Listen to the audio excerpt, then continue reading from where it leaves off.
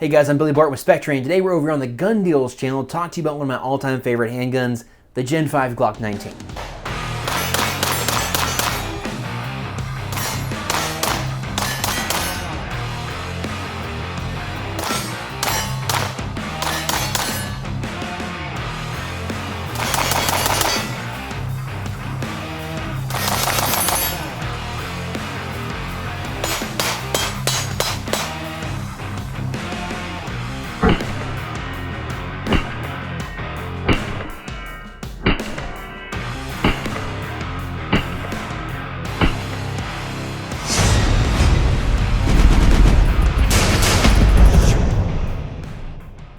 Alright guys, so if you're familiar with handguns at all, you're probably very familiar with a handgun looking something like this, right? So we all know Glocks have a bunch of different models, all of which are very popular and all look kind of like this. They're kind of big and black and boxy, if you will.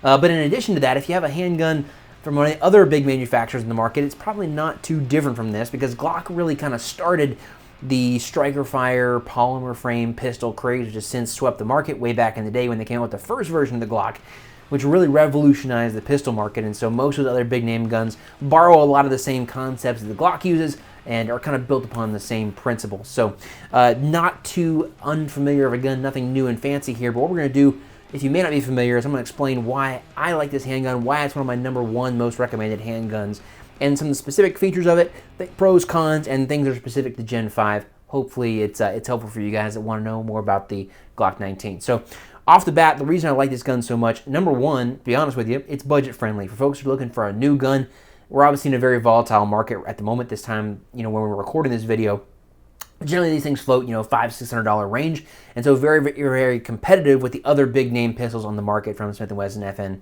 you know, all those kind of guys. So budget friendly. The other reason is it's kind of a perfect size for a lot of folks. So if you're looking for something for concealed carry, duty carry, self-defense, a lot of times folks are looking for something in a small package, right? Something that's lightweight, easy to carry, comfortable, all that kind of stuff. But if you end up with something like maybe a J-frame revolver or a Pocket 380, you end up finding out that those things are not super easy to shoot because you can't get a great grip on the gun due to them being so small.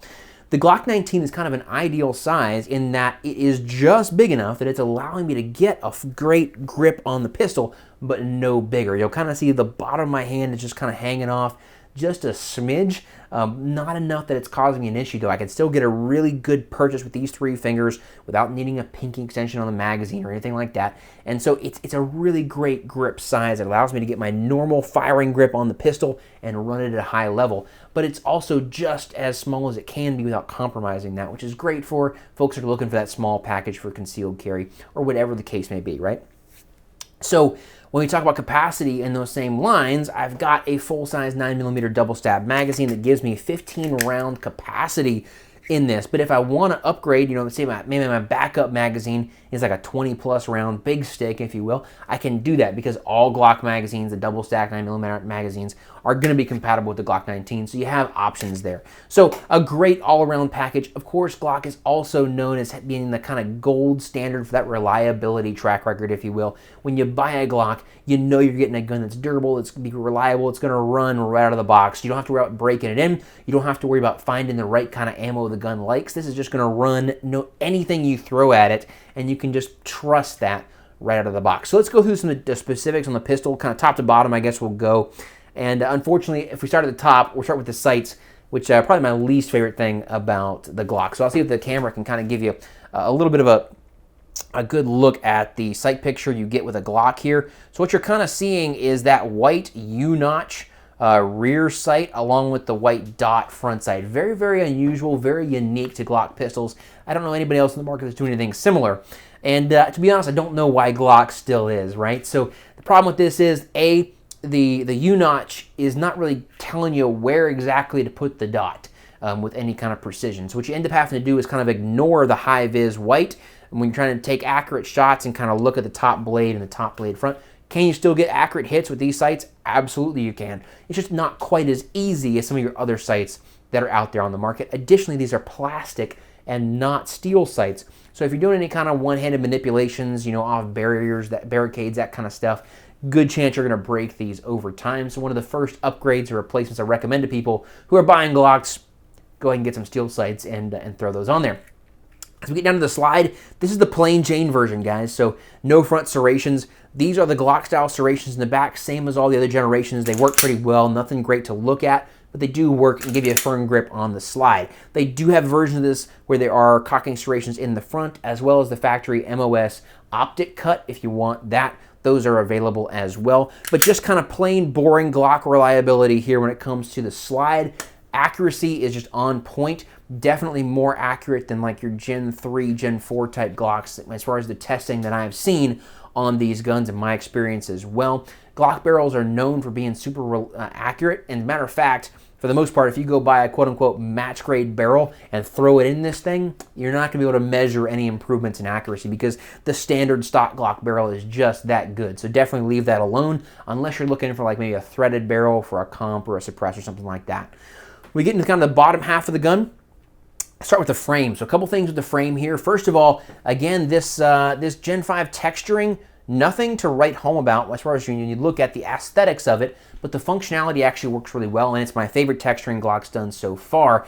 This kind of dot pattern is sharp enough on the Gen 5 that it actually really digs into your hand really well and gives you a good solid purchase on the pistol, so you don't have to worry about it slipping around in your grip. It gets you a really firm grip on the pistol, which I like a lot. Other interesting thing about the frame, we have these exchangeable back straps to help you size the pistol to your grip. Quick explanation on that. What you want to do with these is try to size it to where the length of pull with your trigger finger is breaking as close to 90-degree angle on your trigger finger as possible, because that's where you can actually get really close to pushing it straight to the rear instead of being farther back or farther up front. So I try to size it to where when I get to that wall and the trigger breaks right about that 90-degree angle on my trigger finger, really going to help you with accuracy. And so there's different sizes of back straps, well executed by Glock. The other thing folks like to talk about with Glock frames is the grip angle. So if you're not familiar with it, it does have a little bit of a different grip angle than just about any other pistol on the market, to be honest with you. So if you're used to like a 1911 Smith & Wesson, those all kind of use like an 18-degree grip angle, which is a little bit more straight up and down. Glock's angle there is a little bit farther forward on the gun. Honestly, personal preference, I don't think there's any kind of scientific, ultimate grip angle that you could necessarily quantify. It's just personal preference, what you're used to. If you are used to a Smith & Wesson or 1911 style grip angle, which most guns in the market use, when you go to present the Glock, you're going to notice that you're naturally presenting it a little bit farther down, and you've just got to train yourself to lift that barrel up a little bit more when you're shooting. I tend to like it. I shoot both, right? I don't mind this at all. One of the interesting anecdotes I hear from some folks, what you'll find when you're controlling recoil on the handgun is you want to really break your wrist angle forward generally on your support hand.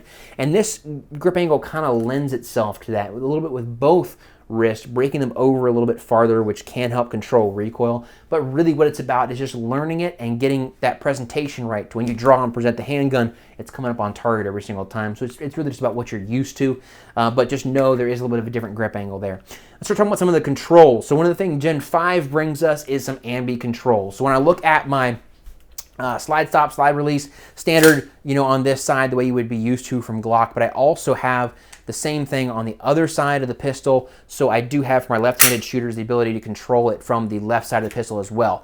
With my mag release, this is a brand new, completely redesigned from Glock, very different from the previous generations. It's expanded, which I like a lot. So when I come off this gun for my reload, it really helps me hit this button and not miss it. So it's oversized this way. It's not extended farther off the frame though, which is important because what happens there is when I bring my support hand up on the gun, sometimes I can push it accidentally if it's extended out off the frame. This doesn't do this, so great job from Glock. Now it's not full ambi in the sense that at any time I can drop it from the right side or from the left side, but what I can do is from in here, pull the spring, drop out the mag release, and stick it in from the right side of the pistol, and then it's basically reversible. So if I am left-handed, I want to be able to run it from the right side of the pistol, all I got to do is just swap that around, and it's an easy fix. Talk about the trigger a little bit. This is one of my favorite upgrades for the Gen 5 is the trigger is better. If you're running a factory trigger, Gen 5 is absolutely the way to go. I'll give you kind of just a little bit of look at how it kind of runs. So I've got my standard Glock, pre-travel there, nothing to really write home about. Comes to a nice clear wall though. A very definable, predictable wall there. And then as I add pressure, there's really no creep. It just breaks right in there, and then it's got a great reset as well. As I come off the trigger nice and slow, it's going to tactile and audible click. I don't know if you can hear it through my lav mic here, but it does a great job on the reset, allowing me to prep on the wall, fire again. And one of the great things about Glock triggers when you're running them at speed, they do a great job of just helping you pop off that trigger, get back on the wall, and be prepped and ready to go again. Matter of fact, whenever I'm doing kind of at-home trigger jobs, either putting an aftermarket trigger in or just messing with it myself, I generally always either leave the stock trigger spring in there or maybe even boost it up a little bit, because one of the things you'll find with these Glock triggers, it really helps you get off on that trigger, prepped again, and you can run it really, really quickly, have some pretty lightning quick splits with those Glock triggers, if that's something you're interested in. So big improvement on Gen 5 trigger over some of the previous ones. Not necessarily lightened, it's still coming in around 4.5 pounds, something like that. Everyone's gonna be a little bit different, obviously, but nice and clean. It really eliminated, at least on this one for me, an enormous percentage of that Glock creep. You know, sometimes Glocks have like 2 or 3 walls. You kind of get to the first wall, and then as you add pressure, it kind of creeps a little bit to the back and then breaks. This one doesn't do that at all. It's wall break, and it does a really good job. I like this trigger a lot. The other improvement that they have brought is this flared mag well. So hopefully you can kind of see there is some external flaring here on the outside of the grip, as well as on the inside. You have that kind of ramping in there. So even without adding a mag well on there, they're making your reloads a little bit easier. You know, if I come up and I miss a little bit, it's just going to help funnel that into there, help my reloads be a little bit smoother. At the same time, this is one of the things I hate about the gun as well, but they did fix it on the later versions of the Gen 5. The original Gen 5 had this kind of notch in the front, as well as this notch back here in the back of the mag well. And the explanation for that from Glock was that, you know, if I have a double feed or something, I'm stripping a magazine, I can get a better grip on this magazine and strip it out easier if I use those notches. However, when I'm doing my loads, it's super easy for the tip of the magazine to get stuck in that notch, or even the casing of the bullet to get stuck on this rear notch, and it can cause you to hang up on your loads, which definitely I'm not a fan of. So if you're gonna get a Gen 5 Glock 19, I would definitely look for one of the ones where they got rid of that notch in the front and rear of the grip on kind of the later versions of it. That's kind of it for our Glock 19, guys. Hopefully that was helpful. Just a quick overview of the features of this gun. Basically, guys, this is not some kind of space age next generation fancy blaster. What this is a plain Jane duty grade workhorse firearm that's just boringly reliable, and you can be confident when you get it out of the box it's going to run well. And one last thing I'll mention is that because Glock is one of the most popular handguns on the market, it has the most extensive and just sort of varied aftermarket out of pretty much any gun out there today. So if you want slides, slide cuts, sights, optics, barrels, frames, frameworks, triggers, controls, anything for this gun, it is out there, I can pretty much guarantee you. And when companies are coming out with new products like that, they pretty much design them Glock first, just because of the market share that Glock does in fact hold. So one more bonus, if you're looking for a holster and a light, if it's out there for the Glock, pretty much can guarantee it. So you can turn this into pretty much anything that you want if you're not happy with kind of the stock configuration. But at the same time, if you're not one of those tweakers, you know, guys like to upgrade and add parts and replace things and so on and so forth, you know this thing is going to run well right out of the box. Hope that was helpful, guys. Quick overview of the Glock 19 Gen 5. We'll see you in the next one.